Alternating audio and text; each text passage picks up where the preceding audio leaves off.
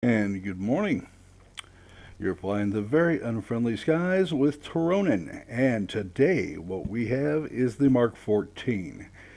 Now, you may ask, why am I flying the Mark 14? You've seen this plenty of times in the past, but the problem is that, unfortunately, like it or not, I have to grind these things to get to Tier 9. No, I don't have a special account or anything, so I can't really do too much about that. Um, I have applied for the creation channel, but they haven't sorted that out yet on World of Warplanes. And why, I don't know. I am not part in any official capacity in World of Warplanes. So we decided to get together with this, and we put together a nice video for you. Since I have to grind this thing up, I'm about 35,000 points away from being able to upgrade to the attacker. So we're doing what we do best with the Mark 14, which is turn and burn. Now the aircraft has an amazing amount of firepower for what it is. But the problem is, it's got about 440, which is fine, and that's not a big deal. But what you see here is that its ability to turn with the target and keep it in your sights makes up for the lack of firepower.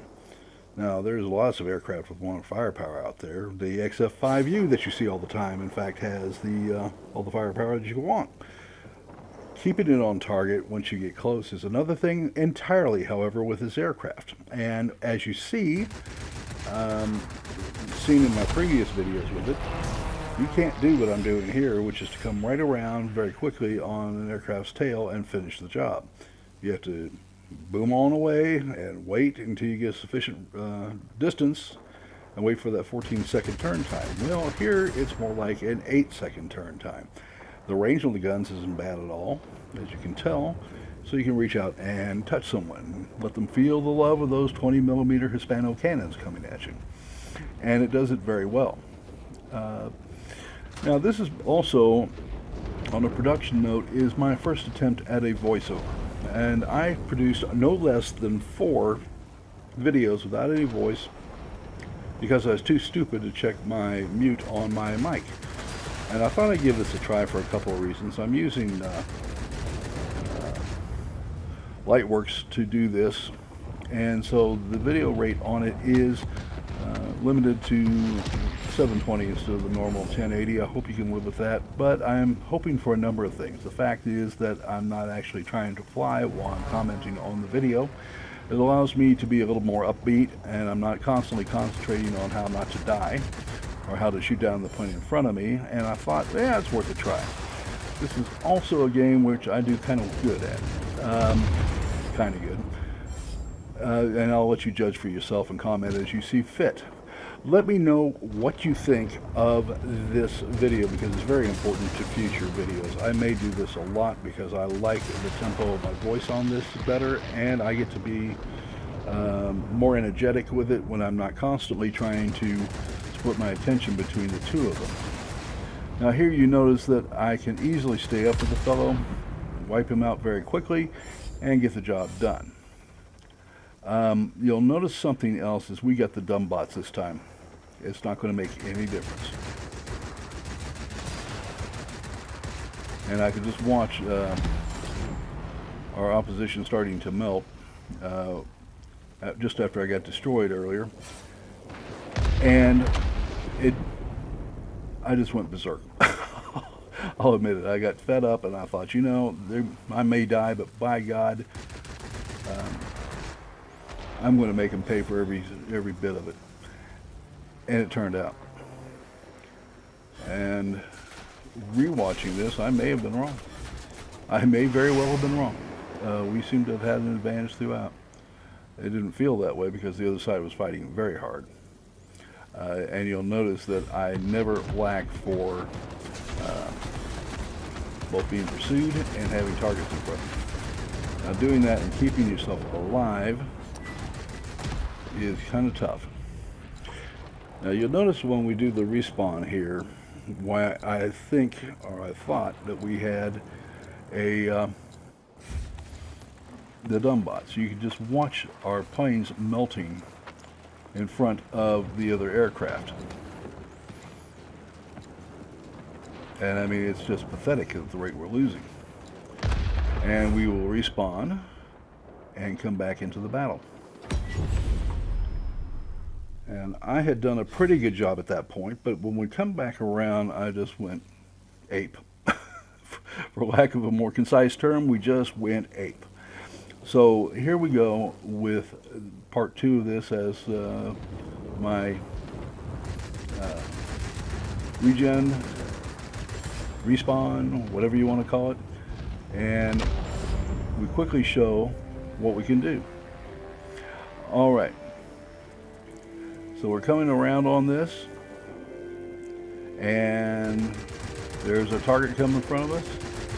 And my thought here is to do exactly what I wanted to do, which was to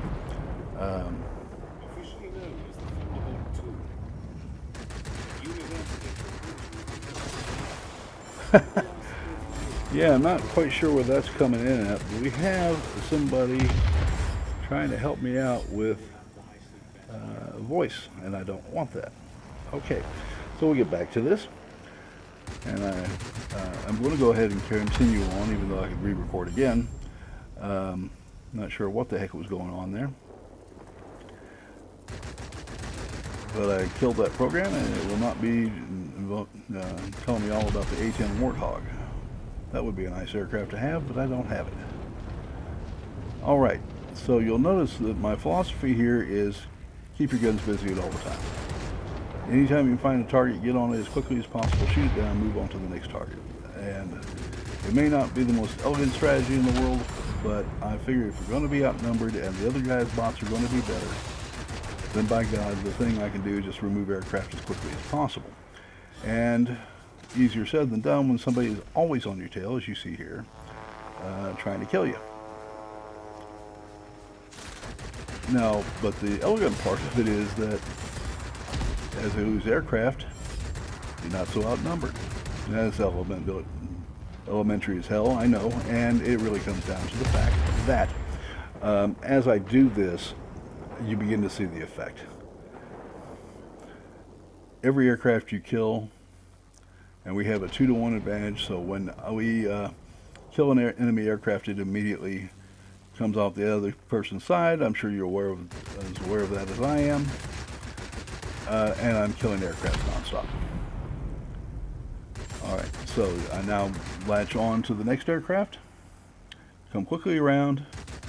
Don't let his flopping around affect you. He's still going around a constant axis, so as long as you're in his line of flight, you're going to be hitting.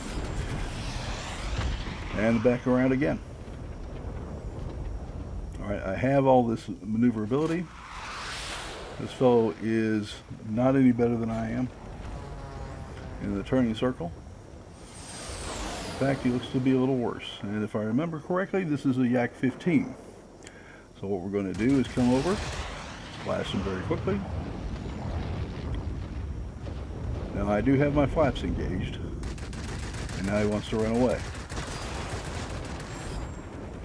He's lost an engine there. He'll repair it, of course. But it's not really going to help him too much. He can't get away from me. And as we look through, voila, he's dead.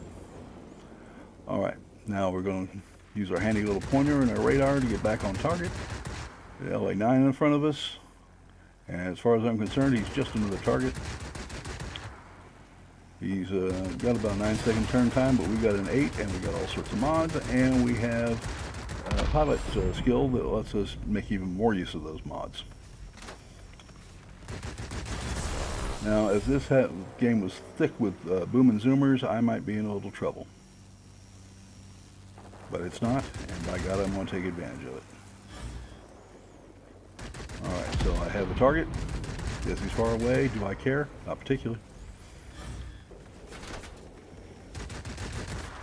And we'll twist and turn out of the way of the fellow behind us.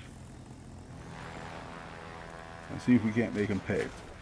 Now this is a mistake on my part because I have allowed myself to come in where the aircraft are spawning on after they're killed.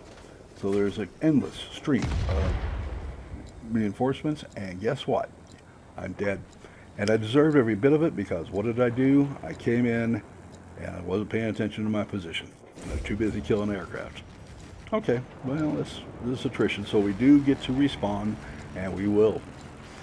And we'll take it to them and continue to carry aircraft as quickly as we can. And you can see the effect of this. We have worn them down to about half, and we're going to respawn again. And we're going to find a target just as fast as we can. And there we go. We see one, we're going to go after him.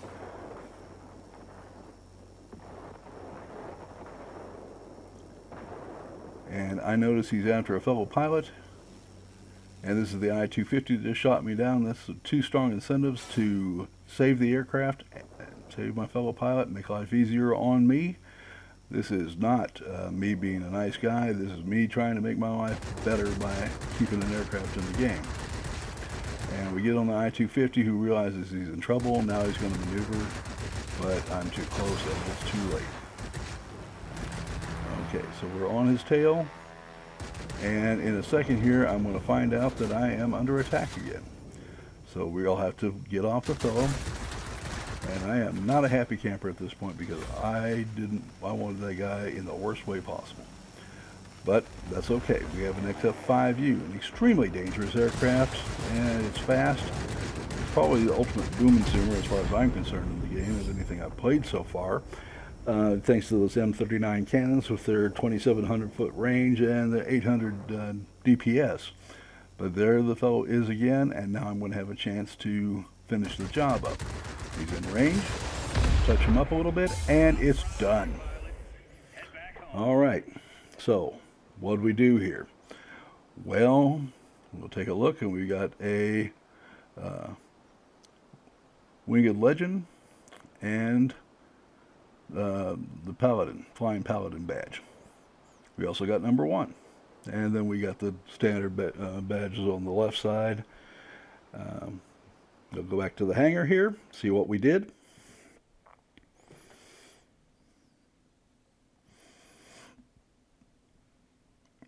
I don't know about you, but I never really liked waiting for this.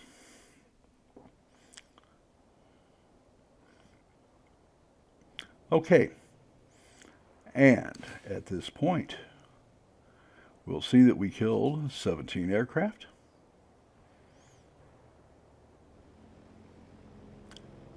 And we assisted with another 7. We helped